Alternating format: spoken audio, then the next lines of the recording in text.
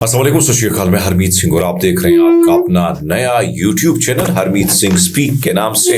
अब मैं बोलूंगा, खामोश नहीं बैठूंगा, तो मैं बोलूंगा और आपने सुनना है, और मैं ऐसे नहीं बोलूंगा, विद प्रूफ बोलूंगा। सो ये नया चैनल है, मेरे दोस्तों इसको सब्सक्राइब करें, लाइक करें, अपने दोस्तों के साथ शेयर करें। मुश्किलात बहुत है, लेकिन मैंने गजा के मासूम लोगों से सीखा है कि सब्र क्या होता है, इस्तिकामत क्या होती है, कैसे आपने मुतमईन रहना है। तो हम मुतमईन हैं, बेशक बड़ी व्यूअरशिप हमारी हम खो चुके हैं, बड़ा लॉस कर चुके हैं, लेकिन हमसे ज़्यादा लॉस तो वो मासूम बच्चे कर चुके हैं जो अपनों को खो चुके हैं। हमसे बड़ा लॉस तो वो बुजुर्ग कर चुके हैं जो अपने जवान लख्त जिगरों को खो चुके हैं। हमसे बड़ा लॉस तो वो माएँ कर चुकी हैं जो अपने लख्त जिगरों को लहद में खुद उतार चुकी हैं। तो इसमें कोई बड़ी बात नहीं है, लड़ाई है, हक और सच की बात आप तक पहुंचाएंगे।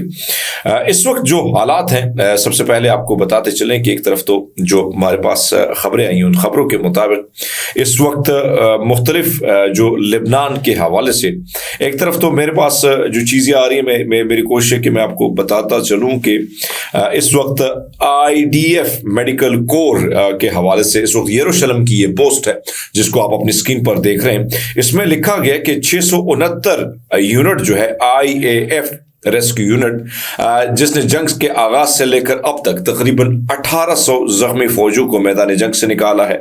फौज ने मंगल को कहा कि शुमाली महाज पे इमदादी टीमों ने तकरीबन 200 जख्मी फौजों को निकाला है, जबकि जनूब में तकरीबन 1600 फौजों को हम निकाल चुके हैं। यूनिट 669 एक एलीट यूनिट है जिसमें किसी भी हालत या मुकाम में फौजियों और शहरी दोनों को बचाने की महारत हासिल की है। जंग शुरू होने के बाद तकरीबन 12,000 अफराद जख्मी हो चुके हैं। मंगल को वज़ीर दिफा की बहाली ने ये रिपोर्ट शाये की, जो मैं आपके सामने, ये यरूशलेम की पोस्ट है जो मैं आपके सामने रख रहा हूँ। दूसरे ने यरूशलेम ये पोस्ट कर रहा है, फिर आप देखिए जरा स्क्रीन पे कि missile from Lebanon crosses into Israel two wounded after direct hit near मेटोला।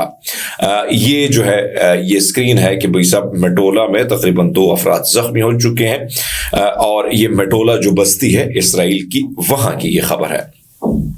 अब हिजबुल्लाह के जो है उसके हवाले से खबर है, वो आपके सामने रख लेते हैं। हिजबुल्लाह फाल तौर पर इसराइली अफवाज की जनूबी लेबनान में दरअंदाजी की कोशिश का मुकाबला कर रही है, और साथ साथ शुमाली मकबूजा फलस्तीन में इसराइली फौजी ग्रुपों और मुकामात को निशाना बना रही है। अपने एक बयान में हिजबुल्लाह ने ऐलान किया कि उसके जंगजू, इस वक्त अलमियादीन की रिपोर्ट आप देख रहे हैं अपनी स्क्रीन पर, उसके मुताबिक बुध को एक बयान में हिजबुल्लाह ने ऐलान किया कि उसके जंगजू ने सुबह के वक्त अल-खयाम कस्बे के जनूब में अल-अमरा के इलाके में इसराइली फौजी के ग्रुप को रॉकेटों से निशाना बनाया। थोड़ी देर बाद जंगजू ने उसी इलाके पर जो है रॉकेट का दूसरा दौर शुरू किया। इसी दौरान उन्होंने अल-खयाम के करीब अल-यकूका के इलाके में भी इसराइली फौजियों के रॉकेटों से उसको निशाना बनाया। बाद अज़ा जंगजू अल-यकूका के मुकाम पर वापस आए और इसराइली फौजियों का एक ग्रुप जो है दूसरी बार उन पर फिर रॉकेट बरसाए गए। ये मैं आपके सामने रख रहा हूँ। दूसरी नंबर आपको ये बताते चलो कि अल-मयादीन के रिपोर्टर के मुताबिक इस वक्त तकरीबन जो है गजा में जो एयर स्ट्राइक हुई उसमें तकरीबन 6 अफराद शहीद हो चुके हैं, 20 जख्मी हैं। ये शेख रदवान मार्केट गजा सिटी में ये एयर स्ट्राइक हुई है जिसमें यह सिचुएशन है। इसराइली मीडिया कोट कर रहा है कि 1 person was transferred into serious condition into another moderate condition Rambam hospital Haifa. अब ये कहना है कि हैफा और मेटोला में जो स्ट्राइक हुई है हिजबुल्लाह की जानिब से, वहां पे एक और शख्स को हम जख्मी हालत में मुंतकिल कर चुके हैं। ये इसराइली मीडिया कह रहा है, तो मैं कोट करके आपको सारी चीजें दे रहा हूं। इसी तरह आपको बताता चलूं कि एक तरफ तो ये सिचुएशन, दूसरे लेबनान की जो इस्लामी मज़ामत है उसने कहा कि हीफा के जनूब तीरात कारमल अड्डे पर जो है कामिकाज़ ड्रोन का एक खोल जो है उसका इस्तेमाल करते हुए हमने एक कामयाब ऑपरेशन किया है जिसकी तफसीलात अभी तक नहीं पहुंची। अभी आपको तमाम तर ऑपरेशन की जो डिटेल है वो रख लेते हैं। रात 2:30 पर इस्लामी मज़ामत के जंगजू ने ख़याम के जनूब में अल-अमरा इलाके पर ऑपरेशन किया। 3:30 पर सुबह जंगजू ने ख़याम के जनूब में अल-अमरा के दोबारा फिर हमला किया, जो मैंने आपको बताया भी था स्टार्ट में। خیام پر انہوں نے 2 سے 3 حملے کیے جو بارہا یہاں ریپیٹ ہو رہے ہیں۔ اسی طرح صبح 4:30 پر جنگجو نے ایک بار پھر الخیام کے قریب الیقوقہ کے علاقے پر پھر حملہ کیا۔ 6:45 پر جو حزب اللہ ہے انہوں نے جنوبی حفا میں پھر حملہ کیا ہے۔ تو ایک طرف تو یہ سچویشن ہے، دوسری جانب المیادین کے نامہ نگار نے اطلاع دی ہے کہ لبنان سے مقبوضہ فلسطین کی طرف 3 راکٹ داغے گئے ہیں۔ مقبوضہ فلسطین امینس کے جو اسرائیل میں اس وقت اسرائیل ہے، وہ ایک اور بیراج نے الجلیل پان ہینڈل کے علاقے میں اسرائیلی بستیوں کو نشانہ بنایا، جس سے کئی شمالی علاقوں بشمول حیفا، نیتنیا، خدیرہ اور تل ابیب کے شمال میں واقع علاقوں میں دھماکوں کی آوازیں سنی گئی ہیں۔ المیادین اس کو کوٹ کر رہا ہے۔ کریات عطا، کرمیل، مناسا، کریات شمونہ اور اس کے آس پاس علاقوں میں بھی اس وقت سائرن کی آوازیں بج رہی ہیں۔ اسرائیلی میڈیا نے شمالی مقبوضہ فلسطین میں نہاریہ بستی کے صنعتی زون UAV پارٹس بنانے والی فیکٹری پر ڈرون کے دھماکے کی اطلاع دی ہے۔ پبلک براڈ کاسٹر کون نے نوٹ کیا ہے کہ ایک ڈرون نے الارم بجائے بغیر فیکٹری پر حملہ کیا۔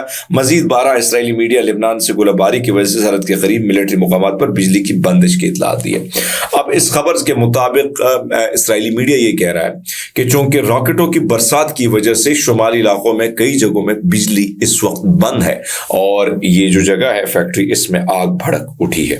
شمالی غزہ میں بیت لابیہ کی میونسپلٹی نے کہا ہے کہ بدھ کے روز اسرائیلی ناکہ بندی اور سب سے زیادہ تباہی کی وجہ سے شہر کو آفت زدہ علاقہ قرار دیا گیا ہے۔ میونسپلٹی نے اطلاع دی ہے کہ شہر میں خوراک، پانی، اسپتال، ڈاکٹر، ضروریات خدمات اور مواصلات کے ذرائع نہیں ہیں۔ معاشرے کو ختم کرنے اور طبی سامان، خوراک، ایندھن، شہری دفاع کی فراہمی کے لیے محفوظ راہداری کے قیام پر زور دیا ہے۔ المیادین کے نمائندے کے مطابق غزہ کی پٹی میں جاری قتل عام کے دوران حالیہ گھنٹوں میں مزید 150 سے زیادہ افراد جو ہیں اس وقت شہید ہو چکے ہیں۔ دریائے اشنا، شمالی غزہ، جبالیہ کے محصور علاقوں کو نشانہ بنایا گیا ہے۔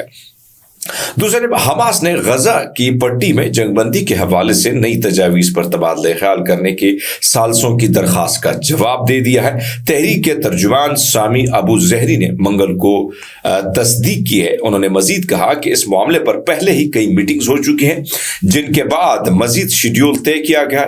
ایک پریس کانفرنس میں جہاں انہوں نے تحریک کی طرف سے جاری کردہ ایک بیان پڑھا، ابو زہری نے اشارہ دیا کہ حماس کے وفد نے ایسے کسی بھی معاہدے یا نظریات کے کھلے دل کا اظہار کیا ہے جو غزہ میں فلسطینی عوام کے مصائب کم کر سکتے ہیں۔ ایک مستقل جنگ بندی کے قیام اور فلسطینیوں کے مسائل کو حل کرنے کا باعث بنے، پوری پٹی سے قابض افواج کے انخلاء، ناکہ بندی اٹھانا، ریلیف اور مدد فراہم کرنا، تعمیری نو میں سہولت فراہم کرنا اور قیدیوں کے تبادلے کے سنگین معاہدے جو ہے وہ حاصل کرنا ہے۔